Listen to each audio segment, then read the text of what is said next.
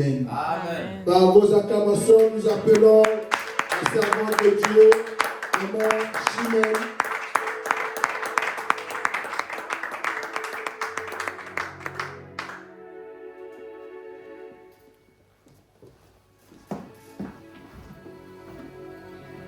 Alléluia. Amen. Amen, amen. Amen. Saluons-nous les uns les autres d'abord. Nous sommes une famille. Amen. La Bible dit, c'est là où Dieu déverse sa bénédiction. Alléluia. Amen. Si nous sommes là, ce n'est pas en vain parce que Dieu a voulu qu'on soit là.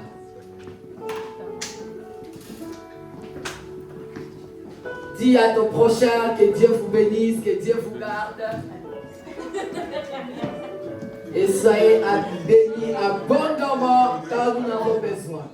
On en a besoin. Alléluia. Hello.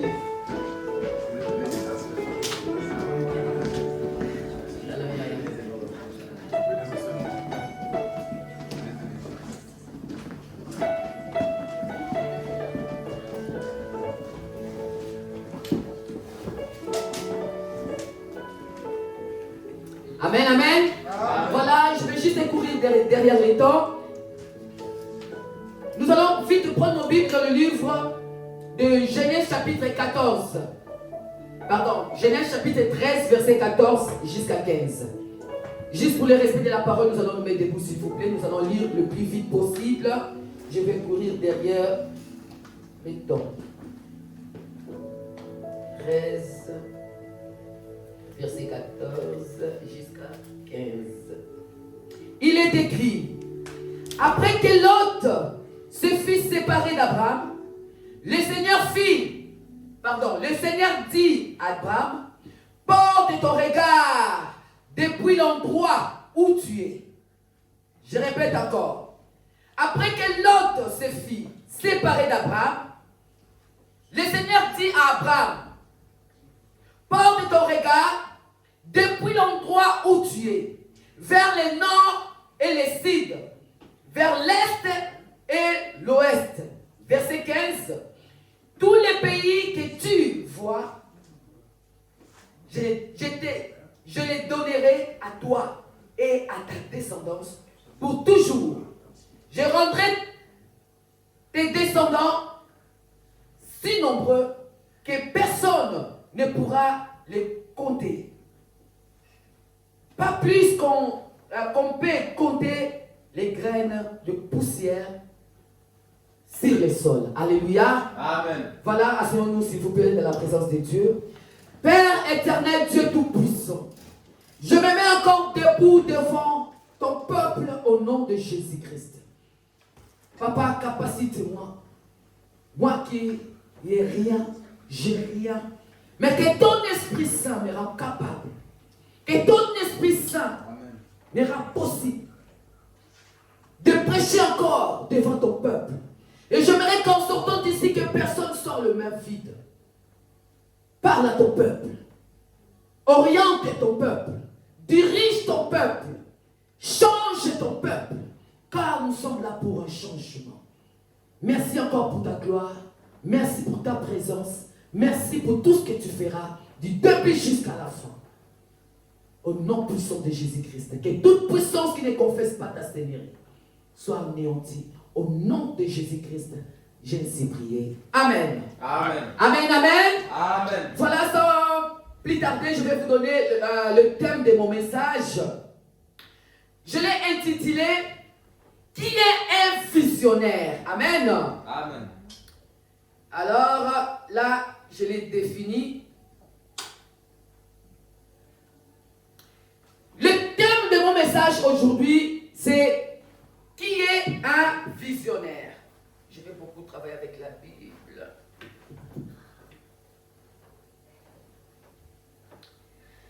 Qui est un visionnaire?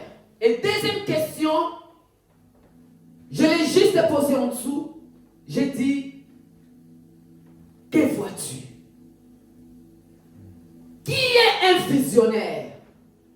Et deuxième question qui vient juste après, je te demande, que vois-tu? Alors, qui m'a appelé. C'est lui qui m'a envoyé encore de venir encore booster ta foi. C'est lui qui m'a demandé de venir encore t'édifier cet après-midi. Il m'a dit juste de te demander, que vois-tu? Sachant que tout le monde qui est ici est un leader. Sachant que tout le monde qui est présent est un visionnaire. Tu peux être un visionnaire dans ta maison, au travail, dans tout ce que tu entreprends. Amen. Tu peux être chef partout où tu veux. Cela dépend de ta perception. Alléluia. Alors, je te pose la question encore cet après-midi. Que vois-tu? Je vais définir qui est un visionnaire. Un visionnaire est une personne qui a la capacité d'anticiper de l'avenir ou de percevoir des réalités profondes, souvent de manière créative et intuitive. Il peut agir de quelqu'un, il peut s'agir de quelqu'un qui a des visions surnaturelles ou dans un sens plus figuré. Une personne qui a des idées novatrices, qui fait preuve de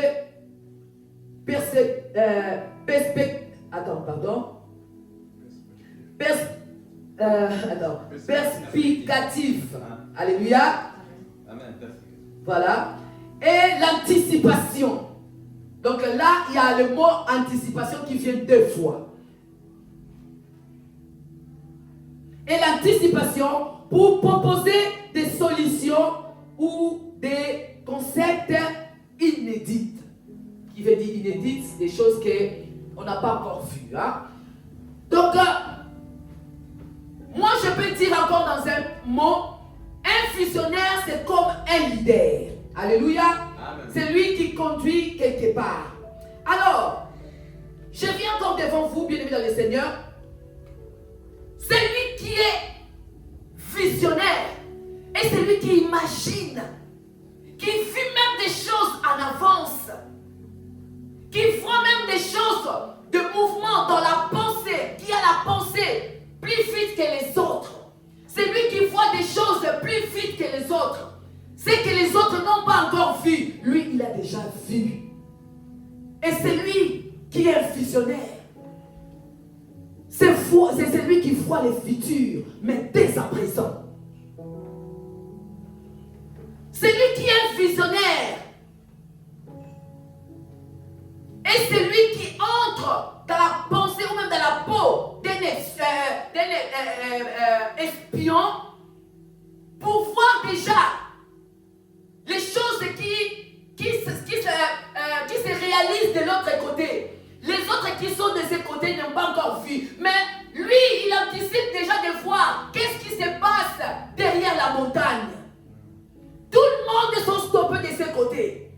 Tout le monde ne voit pas ce que toi tu vois. Tout le monde ne voit pas, n'a même pas la perception que toi tu as.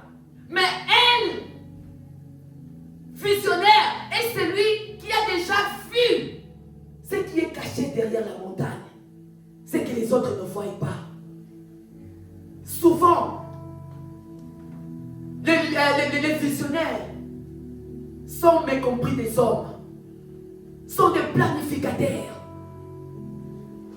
Alors, il est très difficile de voir un visionnaire. C'est lui qui voit clairement jeter l'éponge et reculer. C'est très difficile de voir un visionnaire reculer ou jeter l'éponge. Pourquoi? Parce que lui, il a vu ce que vous n'avez pas vu. Lui, il a déjà anticipé dans beaucoup de choses que vous n'avez pas encore vu. Il sait là où il va. Il connaît le chemin là où il va. Vous allez voir l'histoire même que je vais vous dire, je vais vous raconter. Nous allons voir l'homme dans le jardin d'Éden. La Bible dit Dieu a créé l'homme à son image et à sa ressemblance afin que l'homme domine.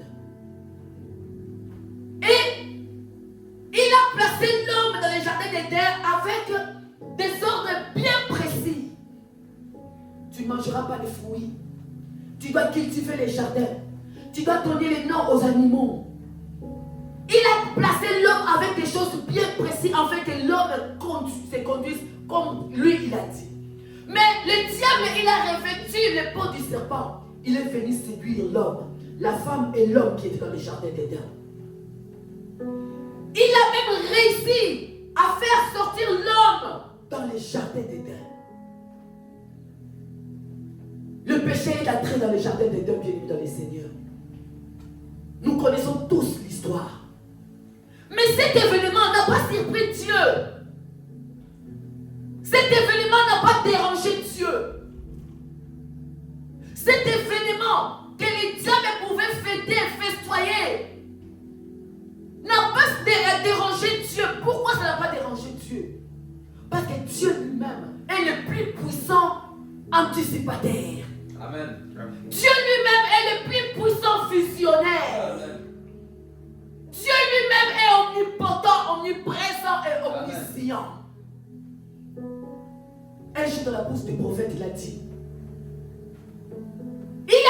dans le livre, il a parlé au travers Pierre, qu'il y avait déjà un agneau qui était immolé quelque part.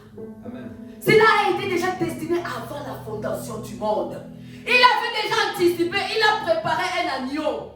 Qui veut dire, il savait déjà que non, tout ce qu'il avait fait, le diable va venir tenter l'homme, va venir déranger la vie de l'homme parce que Dieu avait donné tout à l'homme. Et le diable était jaloux de voir l'homme progresser, de voir l'homme aller de l'avant. Et il a tout fait afin que l'homme puisse tomber. Mais Dieu, comme il est Dieu, comme il est le Dieu omnipotent, il savait tout ce qui va s'accomplir. Il est un grand visionnaire, il a anticipé les choses. L'agneau a été déjà immolé depuis longtemps. L'homme pouvait être étonné. Mais cet événement ne pouvait pas étonner Dieu. Amen. Parce qu'il est anticipataire. Il n'était pas surpris. D'ailleurs, il avait déjà préparé, destiné un agneau avant la fondation du monde. Amen. Gloire soit rendue à notre Dieu. Quelle est cette chose qui peut encore étonner Dieu aujourd'hui? Avant que les choses ou les problèmes arrivent, Dieu est un véritable anticipataire.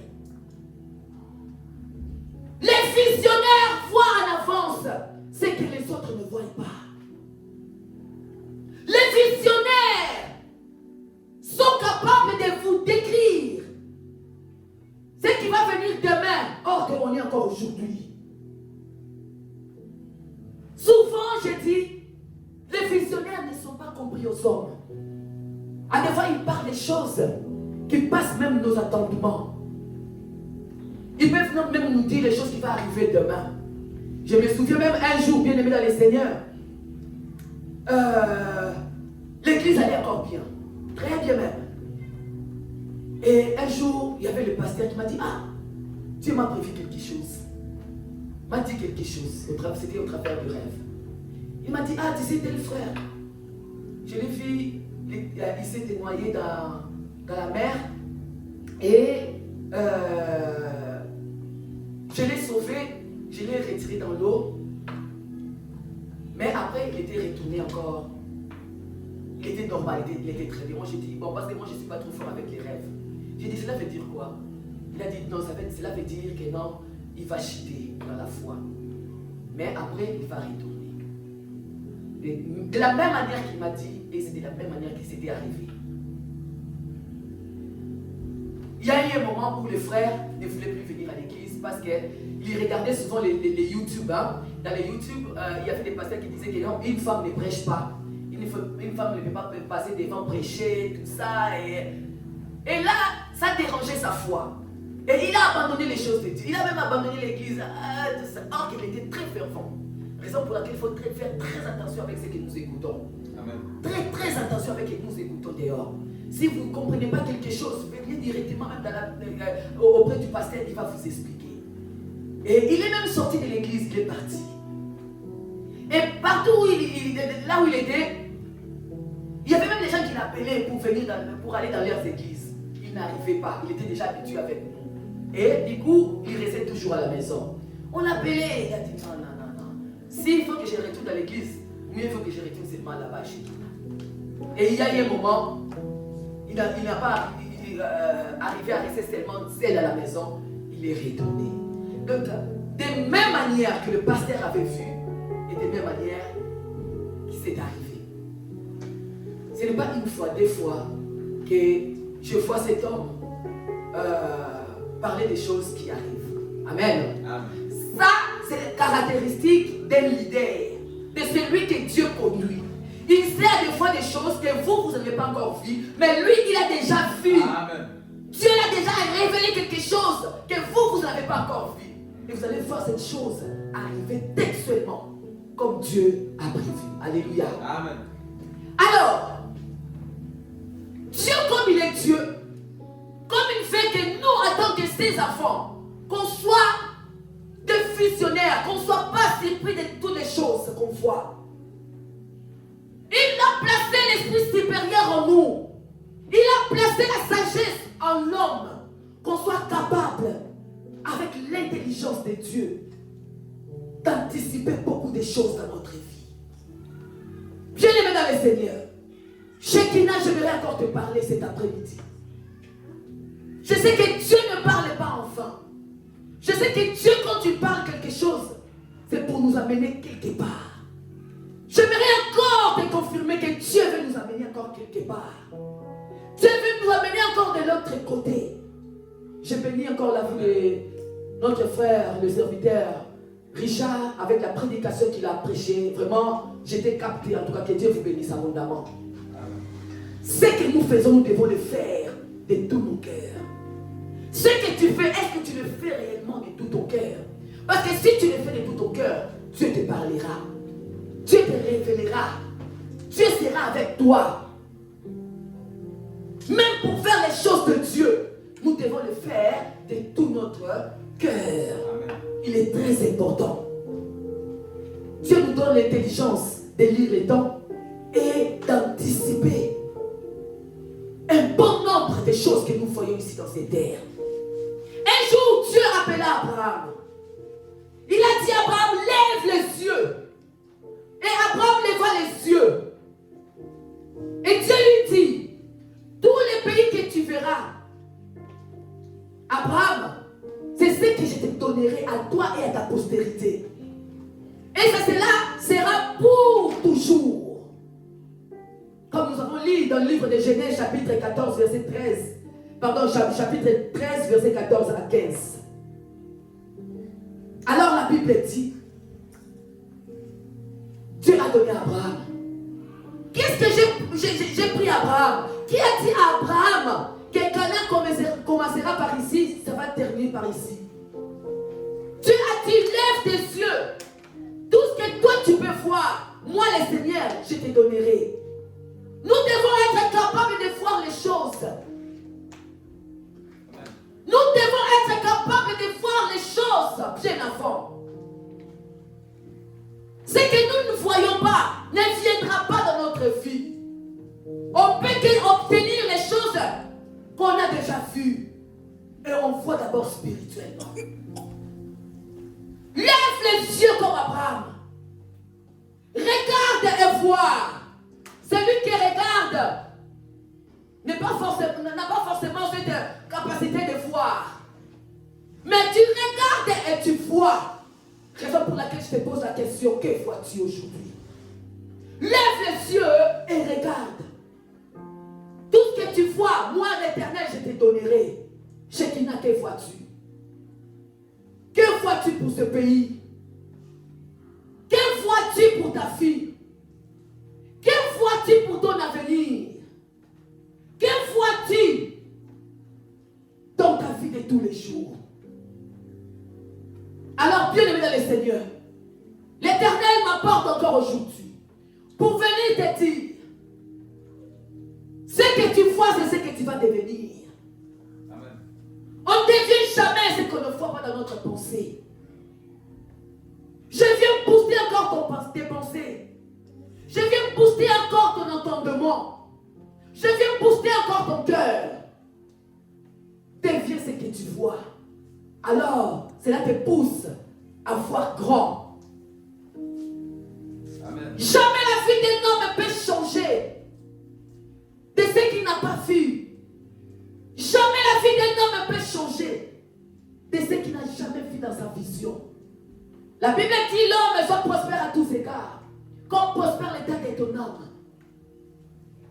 Dans le texte des 3 janvier, il nous parle de cette âme. Cette âme, cela veut dire, tu dois d'abord prospérer dans tes pensées. C'est tes pensées d'abord qui doivent être prospères pour avancer. Ce que tu n'as pas vu, ce qui n'a pas traversé ton passé, tu ne le vivras pas. L'homme était que sont ses pensées. Ce que tu vois, c'est ce que Dieu accomplira ou réalisera dans ta vie, au travers de ce que toi tu regardes. Bien-aimé dans le Seigneur, j'aimerais encore te dire, bien sûr aujourd'hui on parle toujours de la Suisse, il y a des athées. Bien sûr on parle toujours de la Suisse, les gens ne veulent pas prier. Mais Dieu te demande aujourd'hui, quelle vois-tu Shekinah? Oui, si tu vois toujours vide, on sera toujours vide. Mais si tu vois grand, on sera grand. Amen. On sera seulement ce que nous voyons dans nos pensées. Amen. Dieu est là. Il peut agir. Il peut faire. Rien n'est impossible à ce Dieu. Mais tout dépend de ce que toi tu vois. Tout dépend de ce que toi tu vois. Alors, il ne faut pas fixer les limites de ton avenir. Il ne faut pas fixer les limites des choses que tu vois. Commence d'abord à élever les standards de votre vision. Dieu n'accomplira que ce que toi, même tu es en train de voir. Moi, je ne vois pas petit. Bien aimé. Si vous entrez en moi, de voir mes ambitions, de voir ce que je pense, de voir ce que moi je vois. Raison pour laquelle moi je dis toujours, ce pays ne va jamais mettre ma tête à terre. Jamais. Jusqu'à ce que je vais arriver là où Dieu veut que j'arrive. Jusqu'à ce que je vais atteindre ce que j'ai besoin d'atteindre. Jusqu'à ce que je vais bouleverser ce pays. Amen. Jusqu'à ce que je vais voir ce pays se réveiller. Amen. Telle est ma mission. Peu importe ce que je verrai sur mon chemin. Peu importe les difficultés, les défis que je ferai sur ma route. Ce qui est sûr et certain, ce pays parleront de Jésus-Christ au travers de moi. Amen. Je l'ai dit souvent. L'Israël sort de l'Égypte. Là, je suis toujours dans la vie d'un visionnaire. Je vais parler dans la vie d'un leader. Un leader est celui qui anticipe les choses. Il attire le respect des gens au travers de son anticipation. Quand il est capable de faire les choses avant que les autres. Et ceux qui sont avec eux dans le groupe verront que non, notre Père nous a déjà dit ça. Il nous a déjà prédit ces choses. Cela attire le respect des leaders. Et impose l'autorité des leaders au travers des gens qui sont en train de conduire. Bien-aimé, sois un anticipateur. Sois un leader qui voit loin, qui a une vision bien percée, plus qu'un aigle. Alléluia. Amen. Shekinah, sois attaché à Dieu. Sois attaché à cette loi qui est la parole de Dieu. Sois attaché à cet esprit de Dieu. Moïse, il sort les enfants d'Israël. Premier campement, c'était en Ramsès. Ils sont arrivés devant la mer Rouge.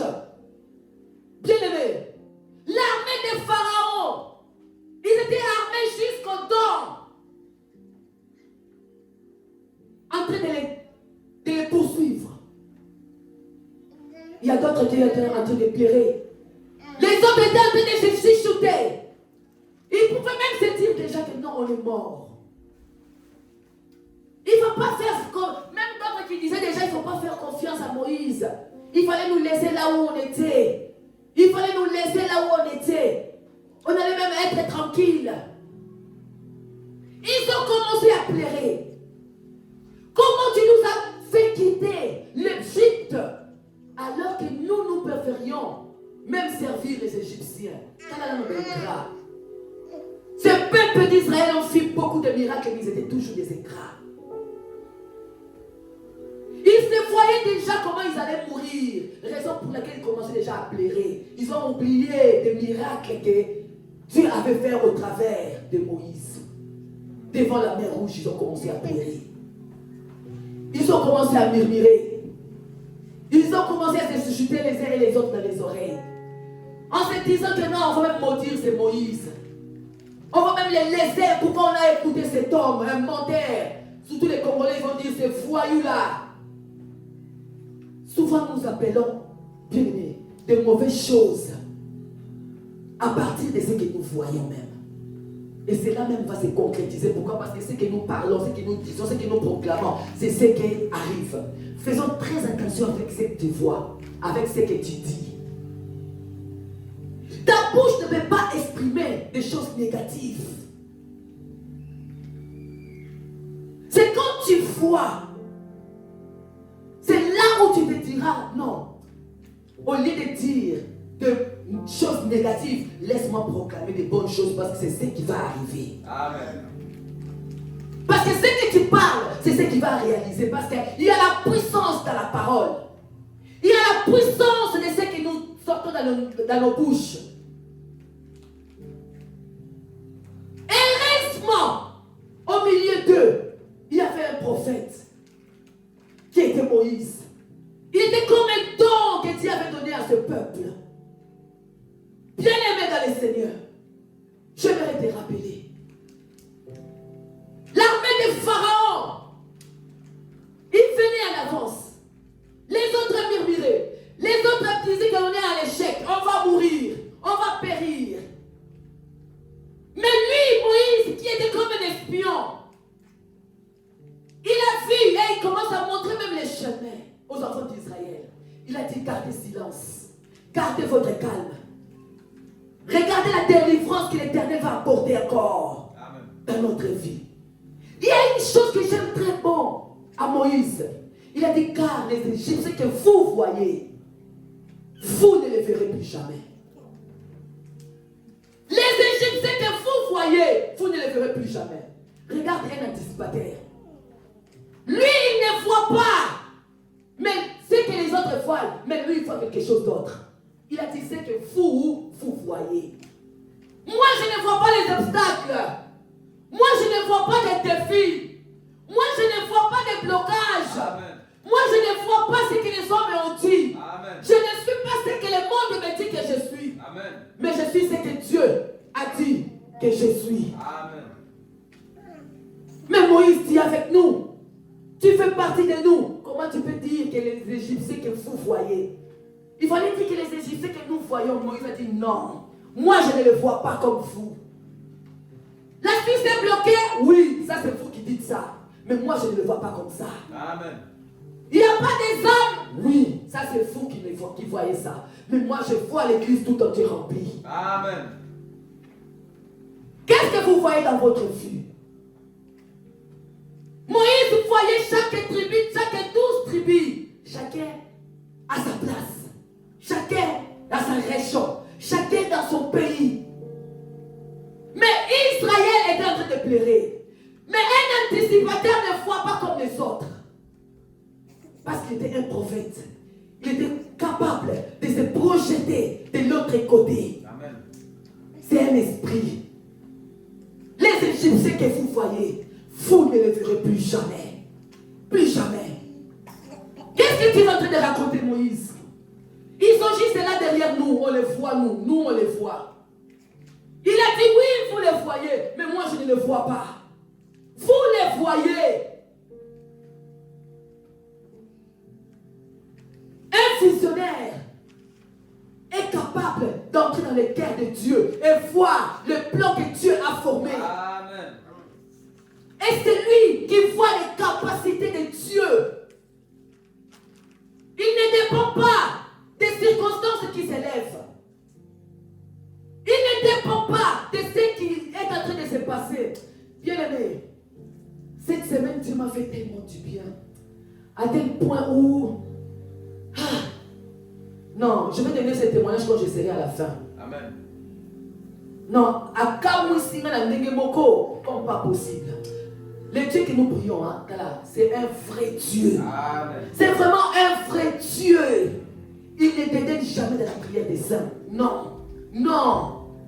Je me demande à des fois, ceux qui ne prient pas, va vivre en Nini. Il n'y a pas que... Dans ce monde, hein, nous avons que Jésus. Amen. Sans Jésus, nous sommes rien. Vide. On reconnaît un prophète à l'accomplissement de ce qu'il est dit. Amen. Dieu a commencé à donner des instructions à Moïse jusqu'à ce que Israël n'a même plus vu aucun Égyptien. Je parle de ce visionnaire qui voit loin, qui est capable de voir ce que les autres ne voient pas. Soyez comme un prophète de ta vie, pour ta famille, pour ton avenir, pour tes enfants. Et cela passera toujours par l'accomplissement de ta parole. Même si ces paroles se confirment, vous allez voir que les choses là que Dieu a prévues pour nous, nous amènent toujours de l'adoration de la parole de Dieu. Amen. Il ne va pas nous dérailler dans le chemin de Dieu. Peu importe la bénédiction, peu importe l'élévation, les succès, nous serons toujours Amen. dans le pied de Jésus-Christ. Myriam a pris son tabouret. Il a commencé à taper les tabourets en disant gloire à l'agneau immolé. Et elle a commencé à chanter la gloire à l'honneur de Dieu, pas à l'honneur de Moïse, mais à l'honneur de ce Dieu. On connaît un vrai prophète quand ses paroles, ça s'accomplit. Un bon leader, on les connaît quand tout ce qu'il met en place réussit. Amen. Il peut arriver aussi un moment que vous échouez. C'est là est normal. Des fois, Dieu nous amène par là pour nous enseigner quelque chose. Celui qui n'a jamais enfoncé, celui qui ne s'est jamais enfoncé ne reconnaîtra jamais une vraie stabilité. Beaucoup qui ont échoué, ils vous diront que non, c'est au travers de ces échecs là qui m'a ramené ici. Mais l'échec n'est pas un dernier mot de Dieu. L'échec n'est pas un dernier mot de Dieu. J'aimerais te parler, Shekinah. J'aimerais bien te parler encore aujourd'hui. Lève-toi. Tu es un visionnaire pour ce pays. Tu es un leader pour ce pays. Il a mis entre tes mains tout ce que toi tu en as besoin. Il est tout entre tes mains. Mais c'est quitte à toi de t'élever, de voir ce que les autres ne voient pas. Et que tu marches. Allez de l'avant. L'Éternel est là. On ne blague pas. On ne joue pas avec les choses de Dieu. Mais marchons, main dans la main, jusqu'à ce que nous allons gagner ce pays. Jusqu'à ce que l'homme fort de ce pays fera tomber ses bras, ses mains. Et que même les païens diront, Jésus-Christ est le Seigneur des Seigneurs dans ce pays, la Suisse. Amen. Alléluia. Amen. Ne te fatigue pas. Ne te fatigue pas. Dieu te dit anticiper. Dieu te dit avance. Dieu te dit, il t'encourage encore pour te dire, respectons seulement la loi. Respectons seulement la parole de Dieu. Respectons seulement, ainsi dit l'Éternel.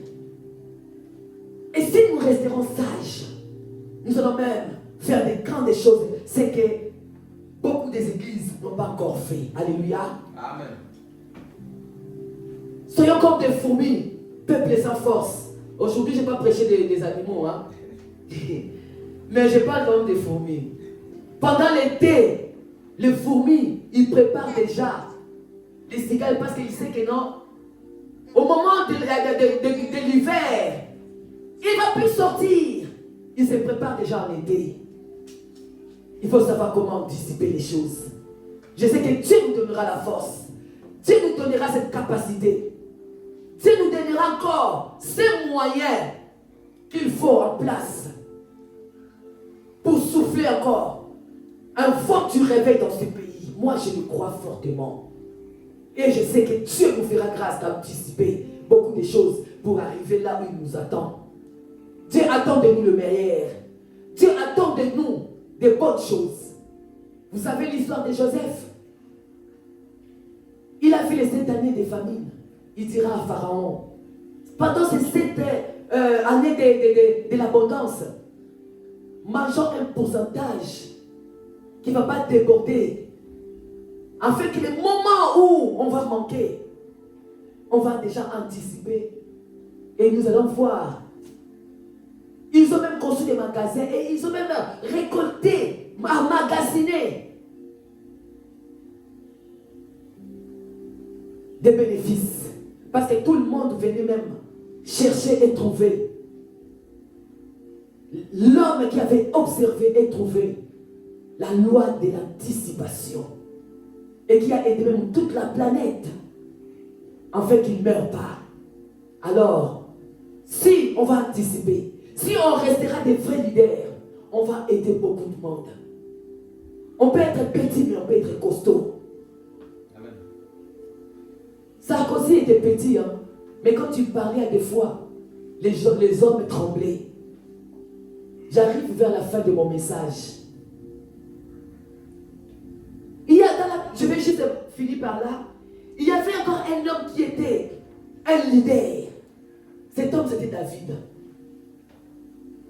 David, c'est lui qui avait les yeux bien ouverts. Il était un visionnaire. Il regardait, il voyait. Il a regardé Goliath. Il ne voyait pas un guerrier comme tout le monde voyait. Mais lui, il voyait un incirconcis. Ses yeux étaient même capables de voir même sous sa culotte. Comment un incirconcis peut se lever devant ce Dieu. Aussi longtemps David le voyait petit. Il a anticipé. Et il a dit, aujourd'hui je donnerai cette chair, la chair de cet homme, aux oiseaux. Et il avait anticipé. Et il était déjà un leader qui voyait loin. Ce que David voyait, ce n'était pas tout ce que tout le monde voyait. Jusqu'à ce qu'il avait réussi. Alors, Shekinah, je te dirai encore aujourd'hui. Lève-toi. Ne soyez pas surpris par des événements qui peuvent arriver. Mais prépare-toi. Prépare-toi pour un grand chant que Dieu nous attend pour demain. Travaille. Et que je travaille. Et que nous travaillons ensemble pour voir encore les fruits dignes à la repentance dans la vie de chacun de nous. Amen. Que Dieu vous bénisse. Shalom à tous.